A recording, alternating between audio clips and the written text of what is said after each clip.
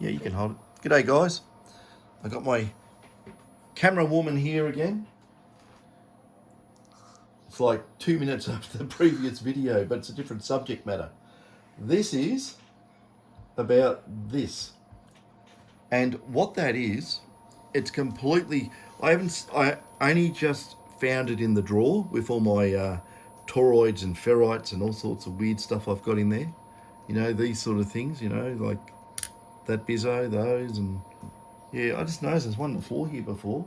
I don't know where it went. It's a massive ring core down here. No, that's a small one. I've been dropping ring cores. Now, here it is. Now, that's a core. That's a core.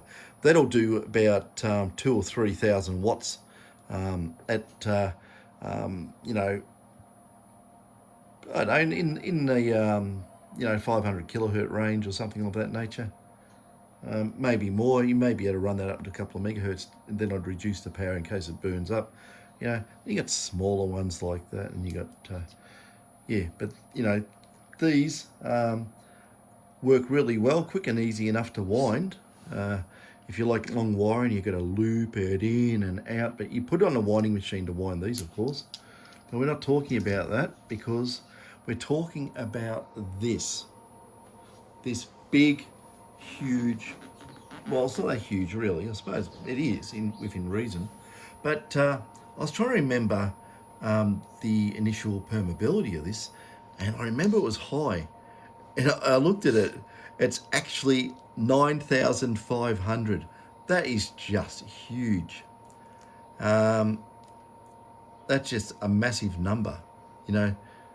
Normally you'd find even high frequency switch mode power supply cores will probably be, you know, 1,500, 2,000, probably 3, but this is 9,500.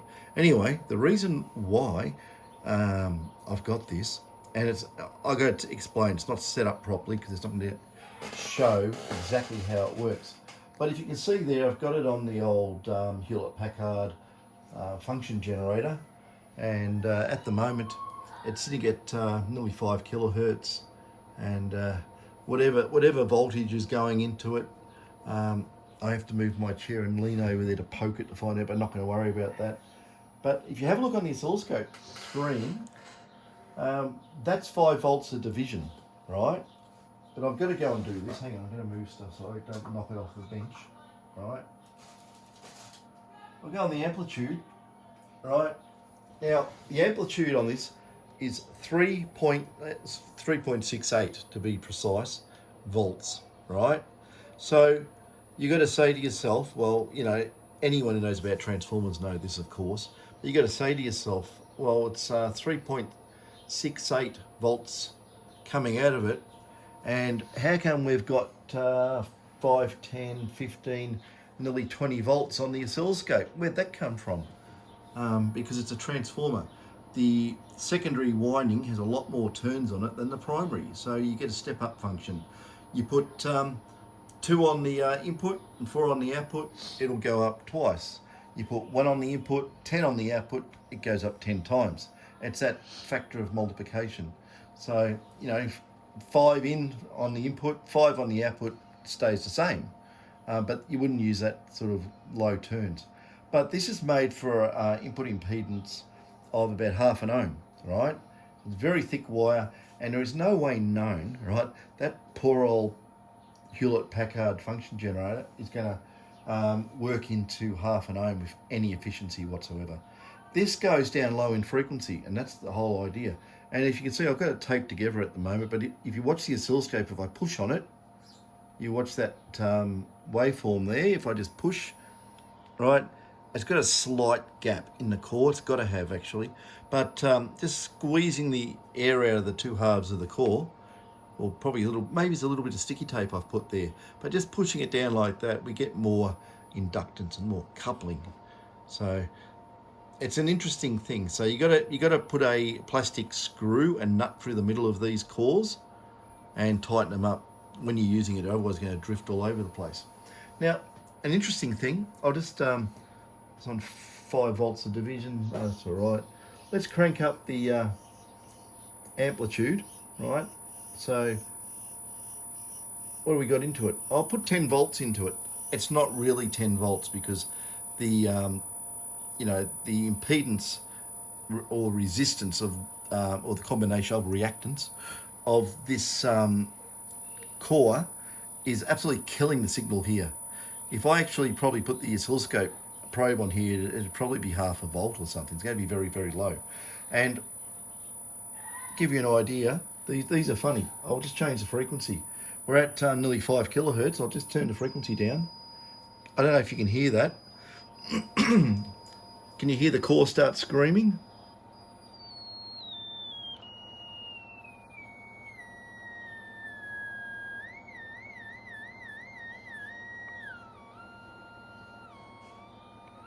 That's a core. And that shuts it up. But look at the waveform go up in the air on the oscilloscope. Ready? Yes. Bonk. It needs a lot more inductance at the lower frequencies to get that level up. But the funny thing is, right, I'm not driving it properly. I should be driving this with... you can go right down low, but normally this will work to probably 1 or 2 hertz. It is not as bad as it looks here. Just that I'm not driving it with enough current. As the frequency goes down, the reactance also just drops, and it starts becoming like a shorted piece of wire. So higher the frequencies, we're going to get a lot more signal because it all becomes resonant, or near sort of resonant anyway, and you get higher voltages.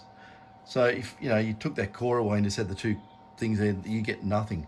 But I'll just I'll probably just kill that. I don't really need that on. The way I've made this, if you can probably see, and actually there's meant to be another winding on it, which I haven't done. This was just an experimental one. This is Litz wire that's used to wind metal detector coils for the pulse induction detectors. It's 1 mil square, 72 strands. That's not important. Just that it's can handle a bit of current. It's very little resistive losses. I can't remember the turns count, but I did work it all out. And this tiny little Litz wire one here, it's actually Litz wire. It's I don't know, 7 strands of point microscopic something. I don't know. It's a long time ago since I did this anyway. And yeah, that's all right. It's me touching the cables and that. See, look at that. There you go. Yeah. Yes. Actually, get more coupling through that than touching the thing. But anyway, what this is for, this is an experiment which I looked at using as an experiment. I haven't done this yet. Well, I'm going to tell you all about it anyway, so you're going to know about it. What I was actually doing with this one is using this on the input stage of the metal detector, and instead of using bipolar op amps or anything bipolar transistors or differential pair or anything like that, this is stepped up to a very, very high impedance, a couple of thousand ohms, and I was actually using it on J-fets, right? And you'd think that, because J-fets, they won't go down low frequency. So, they go, it's not going to work. It's all going to peter out. But what I did, I stepped up the impedance of the J-fets, and they worked down to a couple of hertz, no problem. They passed DC. But there is no problem doing a step up. And the thing is, also with the transformer action, if you build it that you've got very little losses, pray that you don't have a lot of losses in something like this. If it's constructed carefully, these can be very efficient. You can probably get 98, 99% efficiency out of this, right? So you put your tiny little signal in from a tiny little target or a big deep one, down deep that you can hardly hear, and you can multiply up the voltage massively and use J-fets, right? And you'd put them in a cascade or cascade type setup as well, because there's reasons for it. You want to balance things. You want some global feedback working on the system. You just use the input onto different gates of those J-fets in that string. But that was just an experiment that I did. It does work, but I've just never finished it. It's very, very fiddly to make.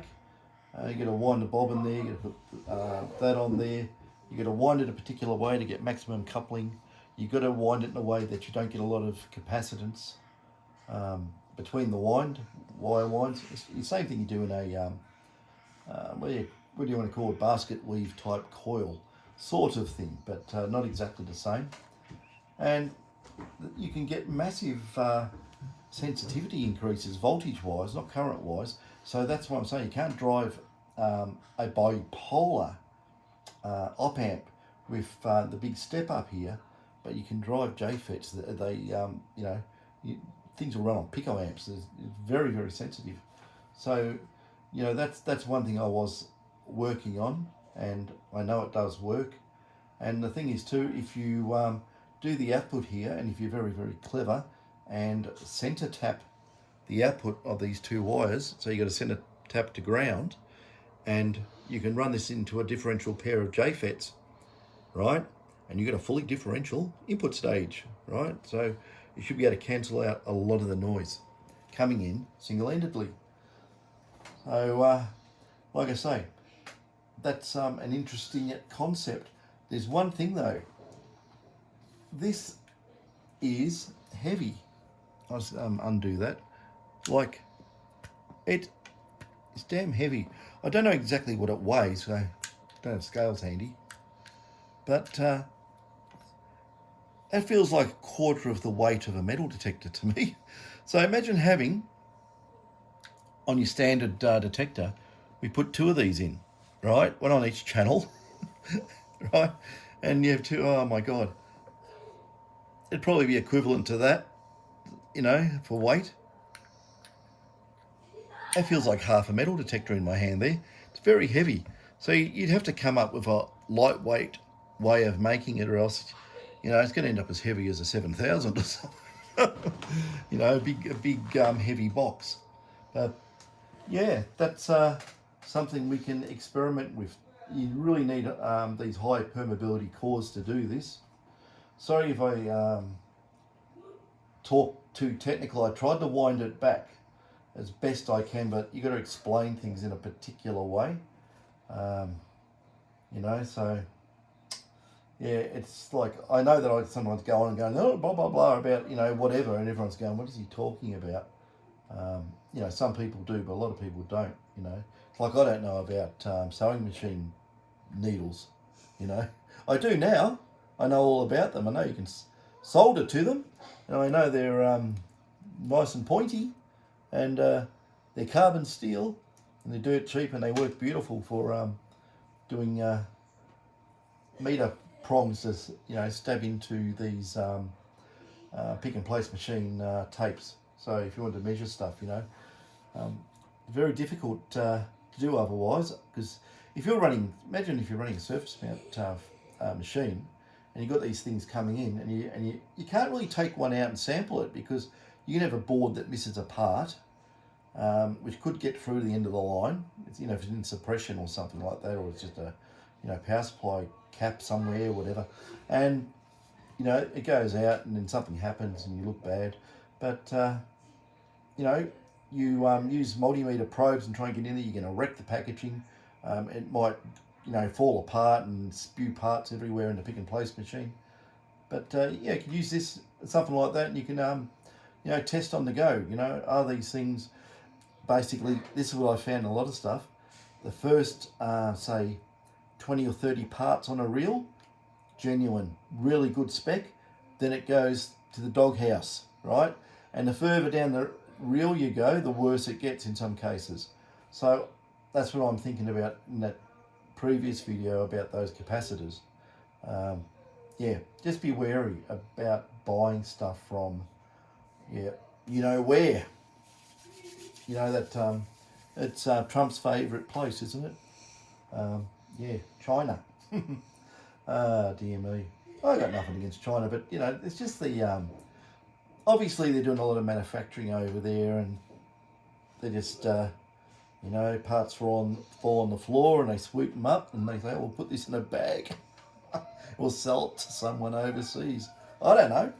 It's, you know, a lot of stuff's good, a lot of stuff's bad, but there's got to be shifty operators. You know, you're dealing with all these different stores. You know, what they call them, stores, whatever they are, little outfits that sell this stuff, and you're going to have some in there that's, you know, they're going to try and sell what stuff that really should not be sold. Well, you know what they should have done, actually, should have got those in the previous video, those capacitors. They should have marked them as 5.5 picofarad. I would have been happy with that. Sorry, picofarad, microfarad, because they were yeah, microfarad. But to have 10s that are down at 5 and whatever, that's not on. That's crazy. So be wary.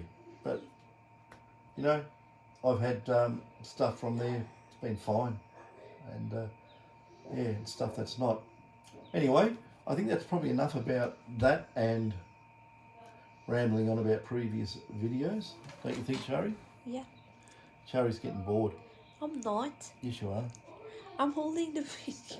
Yeah, getting a hand cramp yet? No.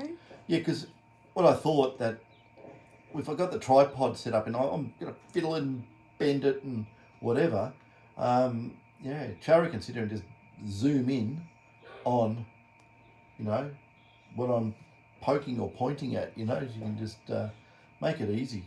So, yeah, that's good. I'm anyway, hopeful. Yeah. How long's that? 16. 16 minutes, is that good enough, you think? Yeah. Yeah, well, I think there might be about 150 people in the universe who are interested in pot core transformers, right? So it's not going to get many people looking at it. They're going to turn it on and turn it off and go, "Oh God, what's that rubbish?" You know, maybe I should go out with the gold pan, you know, and I'll get 25,000 views. But it's not a case of that. It's just stick to what you're doing. It's all detector stuff, and I'm not going to go off the you know, the reservation, start doing too much out in the field. Even though I do field stuff. In the early days, I did heaps of field stuff. There's tons of it on YouTube. I think it's 283 videos now, from 16 years ago to now. My God. Oh dear. Anyway, that'll do us. Catches.